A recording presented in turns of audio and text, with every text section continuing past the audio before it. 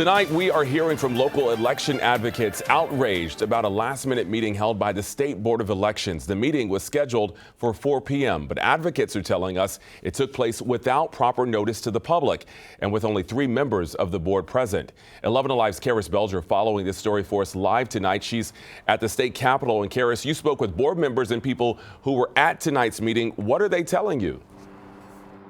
Well, members of the state elections board say they were informed they had to have this meeting in order to move forward with business from Tuesday. But several other people in attendance, including the secretary of the Forsyth County Elections Board, say this meeting should not have happened at all.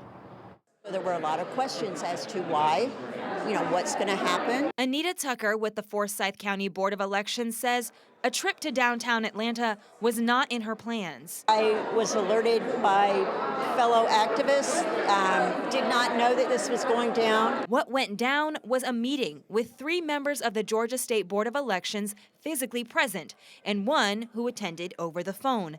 Something Tucker says should not have happened. It feels like a lot of rules were either broken or stretched.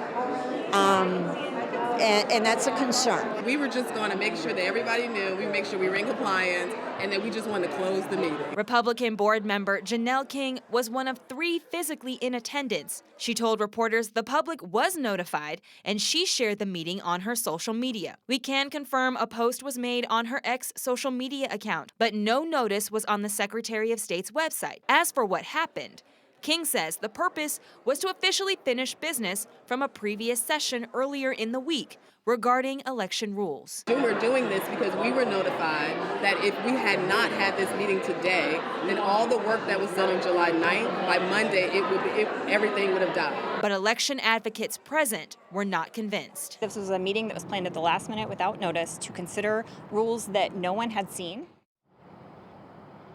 Now, there is an Open Meetings Act. It does state that boards are required to publish notice of meetings 7 days in advance. I want to mention it does state that emergency meetings can be held with 24 hours notice. That's if meetings are considered emergent or special circumstance.